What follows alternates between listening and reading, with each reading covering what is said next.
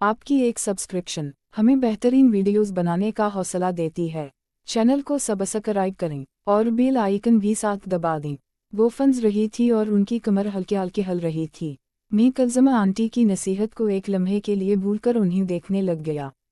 उन्होंने 4-5 कदम आगे बढ़ाए और अचानक मुड़कर मेरी तरफ देखा तो उनका दुपट्टा थोड़ा सा सरक गया था और कुछ हिस्सा नजर आ गया।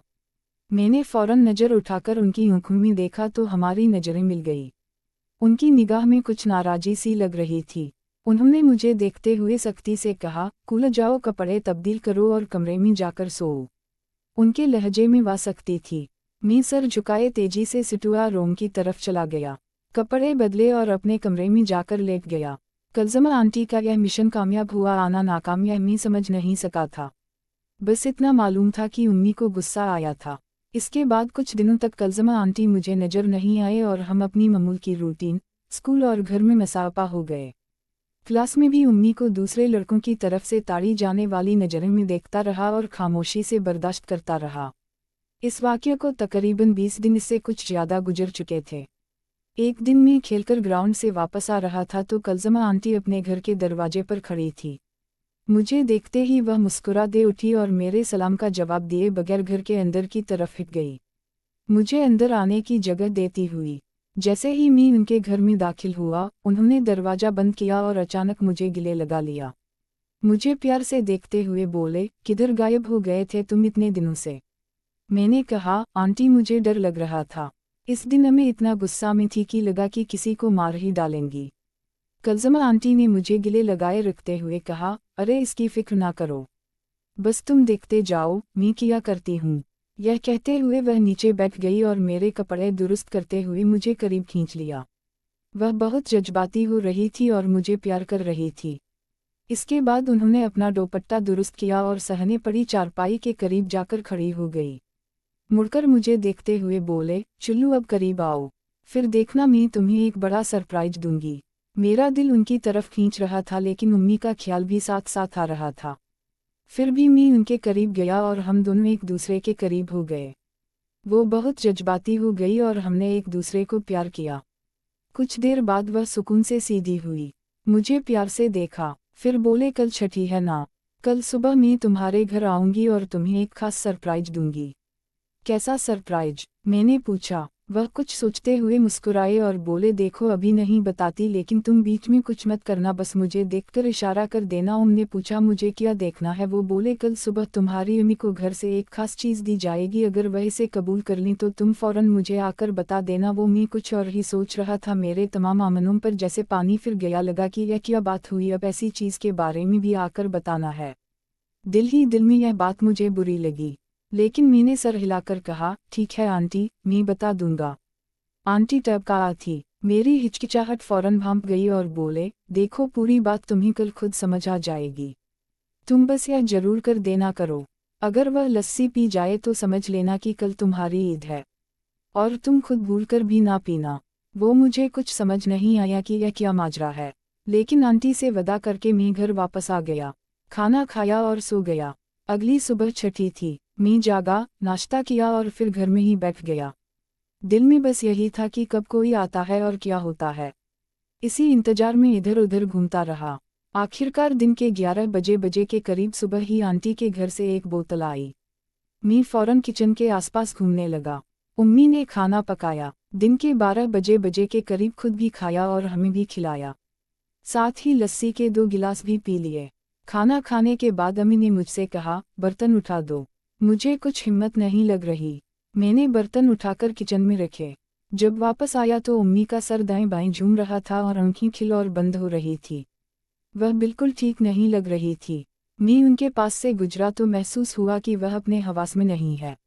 मैंने छोटे बहन भाई को उम्मी के कमरे में टीवी पर कार्टून लगा दिया और खुद तेजी से भागकर कुलसुम आंटी के पास पहुंची। गया मैंने उन्हें बताया कि उम्मी ने किसी के 2 गिलास पी लिए हैं। यह सुनते ही कलज़मा आंटी बहुत खुश हुई और कुलसुम आंटी ने कहा, मुझे बता दो कि घर पहुंच गए हो तो मैं आती हूँ। मैं दौड़ता हुआ घर पहुंचा और अंदर दाखिल हो गया। लनाआ में अम्मी फर्श पर पड़ी हुई थी जैसे गहरी नींद में हो। अहमद होश में उनके पास गया, हल्के से आवाज़ दी मगर कोई जवाब ना आया। फिर बाजू से हल्का सा हिलाया तो भी कोई हरकत ना हुई। मैं अभी उनके पास बैठा ही था कि दरवाजे पर दस्तक हुई। मैं दरवाज़ा खोलने गया तो कलजमा आंटी खड़ी थी। दरवाज़ा खोलते ही वह अंदर आए और पूछा किधर है वह नेक परवीन। मैंने परेशानी से कहा लनाआ में यहाँ बेहोश हो गई है। मेरे चेहरे पर परेशानी के आसार देखकर कुलसुम आंटी मुस्कुराए और बोले फिक्र ना करो, मैं तुमसे दोस्ती निभा रही हूँ, इसे कुछ नहीं होगा, बस थोड़ी देर आराम कर लेगी। हम बातें करते करते लोनाआ में पहुंचे। आंटी ने बाकी बहन भाइयों का हाल पूछा तो मैंने बताया कि वह कमरे में टीवी देख रहे हैं। आंटी ने इस कमरे का दरवाज़ा बाहर से बंद कर दिया और फिर उम्मी की तरफ मट हुई। उम्मी कालीन पर बिल्कुल सीधी लेटी हुई थी अबजुदा। उनका दुपट्टा एक तरफ से सरक गया था और सीना और पेट का कुछ हिस्सा ढका हुआ था, बाकी जगह दुपट्टा साइड में पड़ा था। कुलसुम आंटी ने उम्मी की तरफ देखा, फिर मुझे देखते हुए सख्त लहजे में बोले बड़ी शरीफ बन रही थी तेरी मुँह। यह कहते हुए उन्होंने अपनी चादर उतारी और एक तरफ फेंक दी। मैं जल्दी से उनके करीब गया और सरगोशी में कहा। आंटी आहिस्ता बोले उम्मीद जाग जाएंगी। वो मुस्कुराए और बोले फिक्र ना करो, इस पर पूरा मोहल्ला भी शोर मचा दे तो यह नहीं जागेगी। लस्सी में कुछ खास चीज़ मिली हुई थी। मैंने हैरत और नाराजगी से पूछा आंटी आपने ऐसा क्यों किया, उम्मी को ऐसी चीज़ क्यों पिलाई। यह बात मुझे बहुत बुरी लगी थी, इसलिए मेरा लहजा खुद ब खुद सख्त हो गया। आंटी ने मुझे गुस्से और हैरत से देखा और बोले मैं यह सब तेरे लिए कर रही हूँ और तू मुझ पर ही नाराज हो रहा है। मुझे पहले ही गुस्सा था कि वह अम्मी को बुरा भला कह रही थी और अब यह बात कि उन्होंने किसी के साथ मिलकर अम्मी को ऐसी चीज़ पिलाई। यह सुनकर मुझे और भी तकलीफ हुई। मैं घर का लाडला था, मुझसे कभी किसी ने इस तरह सख्ती से बात नहीं की थी और यह सारी सूरत हाल मुझे बहुत अजीब और गलत लग रही थी।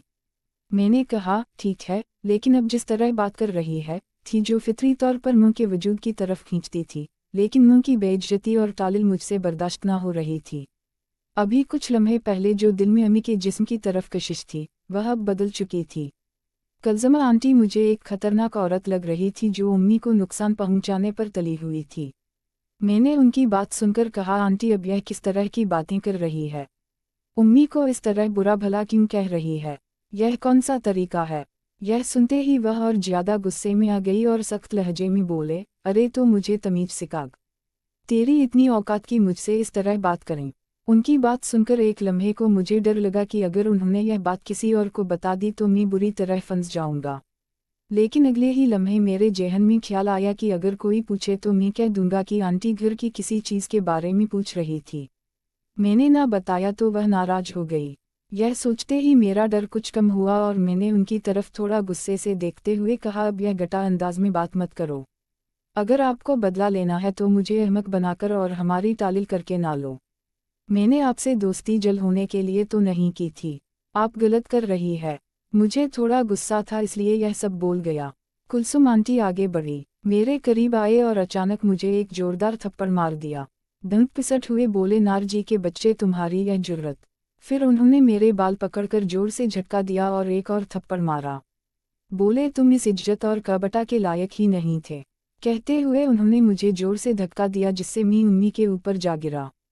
कलजमा आंटी ने मुझ पर गुस्से और नफरत भरी निगाह डाली, अपनी चादर उठाई और सख्त लहजे में बोले अब सारी उम्र अकेले ही रहना, तुम इस काबिल नहीं थे कि तुम्हें वह खुशी दूं जो दे सकती थी।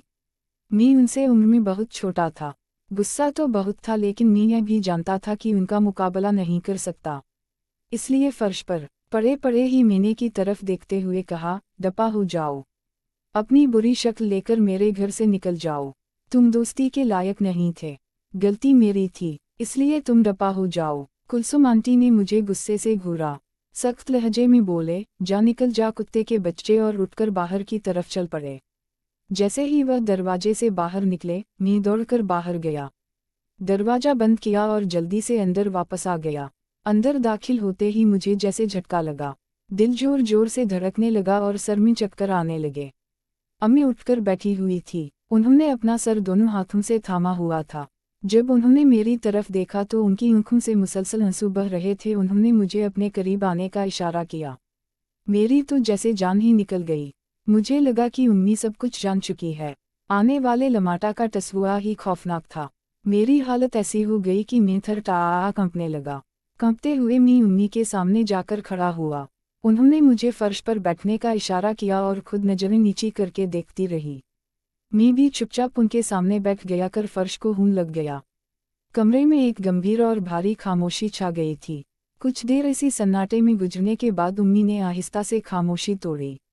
सर अब भी झुकाए हुए बोले, मैं कुछ तो समझ गई हूँ कि मामला क्या है, लेकिन एक बात मुझे समझ नहीं आ रही कि मेरी बेटा में कहाँ कमी रह गई जो तुम मुझसे खिलकर बात करने के बजाय इस औरत के करीब हो गए। फिर थोड़ी सी टपकपा करके वही सख्ती आवाज में शामिल करते हुए बोले, मुझे शुरू से आखिर तक सारी बात बताओ। कोई झूठ नहीं, कोई बात छुपाना नहीं। अगर सच बोलोगे तो शायद तुम्हारी जान बच जाए, वरना मुझे 70% बात तो पहले ही पता चल चुकी है। उनका सर अब भी नीचे झुका हुआ था, लेकिन आवाज में ऐसी सख्ती थी कि मेरे रोंगटे खड़े हो गए। मैंने डरते डरते उनकी तरफ एक नज़र उठाई और फिर नजरें झुका ले। आखिरकार हिम्मत करके शुरू से आखिर तक सब कुछ बता दिया। स्कूल में उन्हें दूसरे लड़कों की नज़रें पड़ने वाली बात, सर की शिकायत, कलजमा आंटी का मुझे डांटना, फिर उनका मुझे अपने घर बुलाना, उनकी बातें, उनका मुझे करीब लाना, सब कुछ। अलबत्ता जहाँ बात उनके दरमियान करीब होने और जिस्मानी ताल्लुक की तरफ गई, वहाँ मैंने अल्फाज को बहुत गोलमोल कर दिया। सिर्फ इतना कहा कि आंटी मुझे अपने करीब खींचती रहे और मैं गलती करता गया। उम्मी इस दौरान खामोशी से बैठी रही। वह नाखून से फर्श पर लकीरें खींचती रहे, कभी एक सीधी कभी टली। मेरी बात सुनती रहे, लेकिन एक बार भी मेरी तरफ ना देखा, ना कोई, बस चुपचाप सब कुछ सुनती गई।